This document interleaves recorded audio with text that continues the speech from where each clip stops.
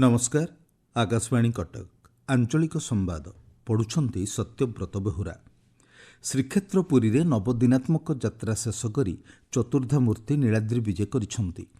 रथ उपरे गतकाली संध्या धूप नीति शेष हेबा परे गोटी पहंडी रे मदन मोहन और रामकृष्णଙ୍କ विग्रहଙ୍କୁ विजे करा जायथिला। परे प्रभु सुदर्शन, प्रभु बलभद्र, देवी सुभद्रा एवं प्रभु श्री जगन्नाथଙ୍କୁ पहंडी करा जाई रत्नवेदी को विजे करा जायथिला। महालक्ष्मीଙ୍କ सह बचनिका परे प्रभु जगन्नाथ रसगोला और पाटवस्त्र दे मां को मानभंजन करथिले। रत्नवेदी रे विभिन्न नीतिकांति संपन्न होइथिला। आज श्रीमंदिर रे नवदिनात्मक यात्रा परे प्रथम महाप्रसाद बाहरिबो बोली जणा पड़िछि। कंधमाल जिला फुलबाणी स्थित सरकारी भेषज महाविद्यालय और चिकित्सालय को स्वामी लक्ष्मणानंद सरस्वती नाम नामित करने मुख्यमंत्री मोहन चरण माझी निष्पत्ति ग्रहण करिसेंति। एथिसहित जलेशपटारे थिबा स्वामी लक्ष्मणानंद सरस्वती आश्रम, विद्यालय और कन्याश्रमर विकास पई मुख्यमंत्री स्वतंत्र सहायता पांठिरु 13 कोटी टंका मंजूर करिसेंति। एही अर्थरे आश्रमर ऐतिह्य को सुरक्षित रखिबा सह एक 300 आसन विशिष्ट छात्री निवास प्रतिष्ठा कराजिबो। आश्रम, स्कूल एवं कन्याश्रम छात्री निवास को जल जोगाण पई 60 लाख टंका व्यय एक मेगा रिभर लिफ्ट प्रकल्प मध्य कार्यकारी कराजिबो। मुख्यमंत्री स्वामी लक्ष्मणानंद सरस्वती हत्या संपर्कित नायडू कमिशन को फाइल चोरी घटनार तदंत पई क्राइमब्रांच को निर्देश दैछंती। सूचना अनुसार मुख्यमंत्री कार्यालय ए संपर्कित फाइल न मिलिबा परे क्राइमब्रांच को तदंत भार दिया जाइछि। महानदी उपकूल समुद्र बेसिन ने तैल एवं प्राकृतिक गैस निगम ओएनजीसी प्रथम गभीर जल अन्वेषण ड्रिलिंग प्रक्रिया आरंभ करिछि। राष्ट्रीय समुद्र मंथन अभियान अधीन रे प्रस्तावित 4टी गभीर जल अन्वेषण ड्रिलिंग कार्यक्रमर यह प्रथम पर्याय। एने केंद्र पेट्रोलियम मंत्री हरदीप सिंह पुरी घोषणा करिसेंति।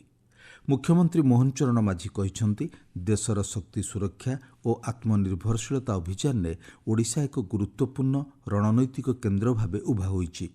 एही पदक्षेप ओडिशा उपकूल थिबा विपुल हाइड्रोकार्बन संभावनार अन्वेषण दिगरे एक नुआ अध्याय जोड़िछि बोली मुख्यमंत्री उल्लेख करिसेंति। केंद्र सरकार पक्षरु आसंता मास 9 तारिखरु 17 तारिख पर्यंत समग्र देश में हर घर त्रिरंगा कार्यक्रम कराजिबो। एही समय जातीय पताका उत्तोलन और प्रदर्शन सह वंदे मातरमर समवेत गान उपरे विशेष गुरुत्व दिया जाइछि। एने मुख्य शासन सचिव अनु गर्ग को संस्कृति मंत्रालय पक्षरु पत्र लेखा जाइछि।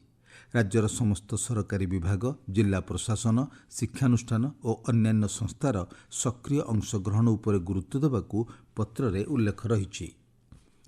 ओडिशा माध्यमिक शिक्षा परिषद द्वारा परिचालित ओडिशा माध्यमिक विद्यालय शिक्षक योग्यता परीक्षा OSSTET आसंता सेप्टेम्बर मास 30 तारिख रे अनुष्ठित हेबो। सूचना अनुसार सकाळ 9 टारू 11:30 पर्यंत गोटिए सिटिंग रे परीक्षा हेबो। राज्य अनुसूचित जनजाति और अनुसूचित जाति उन्नयन विभाग पक्षरु प्राक मैट्रिक और मैट्रिक परवर्ती छात्रवृत्ति पई आसंता काली ठारू आवेदन आरंभ हेबो। छात्र छात्री माने सेप्टेम्बर 29 तारिख पर्यंत एथिलागि आवेदन करि परिबे। यकृत बा लिभर रोग विषय लोकमानंक मध्यरे सचेतनता सृष्टि उद्देश्य आज विश्व हेपाटाइटिस दिवस पालन करा जाउछि। 2010 मसियारू एही दिवस पालन करा जाय आसुछि। चलित वर्ष हेपाटाइटिस दिवसर वार्ता रही हेपाटाइटिस को प्रतिहत करने पई पदक्षेप नेबा। विश्व प्रकृति संरक्षण दिवस मध्य आज पालन करा जाउछि। प्राकृतिक परिवेशर सुरक्षा सहित प्राणी मानकर संरक्षण लगी आज एही दिवस पालन करा जाउछि। चलित वर्ष एही दिवसर वार्ता रही प्रकृति सह सामंजस्य रक्षा करी स्थायी जीवनशैली अवलंबन करिबा। ग्लासगोठारे चलिथिबा राज्यगोष्ठी क्रीडार शॉटपुट प्रतियोगिता रे भारतर पारा क्रीड़ाविद शर्मिला धनखड़ स्वर्ण पदक जीतिछंती। भारोत्तोलन मध्य देश विशेष सफलता हासिल करिछि। 53 किलोग्राम वर्गरे ज्ञानेश्वरी यादव एवं 65 किलोग्राम वर्गरे राजा मुथुपांडी रौप्य पदक हासिल करिछंती। सेहिभଳି 58 किलोग्राम वर्गरे विद्याराणी देवी ब्रोंज पदक हासिल करिछंती। पुरुष हाई जंप रे सर्वेश कुसारे रौप्य पदक जीतिछंती। ଉତ୍ତର ପଶ୍ଚିମ ବଙ୍ଗୋପସାଗର ଏବଂ ପଶ୍ଚିମ ଉତ୍ତର ଓଡ଼ିଶା ସଂଲଗ୍ନ ଅଞ୍ଚଳରେ ସକ୍ରିୟ ଗଭୀର ଅବପାତ ପ୍ରଭାବରେ ରାଜ୍ୟର ବିଭିନ୍ନ ସ୍ଥାନରେ ବର୍ଷା ଲାଗି ରହିଛି। ଗଭୀର ଅବପାତ ଉତ୍ତର ଦିଗକୁ ଗତି କରି ସାଗର ଦ୍ୱୀପ ନିକଟ ଦେଇ ବାଲେଶ୍ୱର ହଳଦିଆ ପାର୍ଶ୍ୱବର୍ତ୍ତୀ ପଶ୍ଚିମବଙ୍ଗ ଉତ୍ତର ଓଡ଼ିଶା ଉପକୂଳ ଅତିକ୍ରମ କରିବାର ସମ୍ଭାବନା ରହିଛି। ପାଣିପାଗ ବିଜ୍ଞାନ କେନ୍ଦ୍ରର ସୂଚନା ଅନୁସାରେ ଆସନ୍ତା 24 ଘଣ୍ଟା ମଧ୍ୟରେ ସୁନ୍ଦରଗଡ଼, ଝାରସୁଗୁଡ଼ା, ବରଗଡ଼ ଓ ସମ୍ବଲପୁର ଜିଲ୍ଲାରେ ପ୍ରବଳରୁ ଅତି ପ୍ରବଳ ବର୍ଷା ହେବାର ସମ୍ଭାବନା ରହିଛି।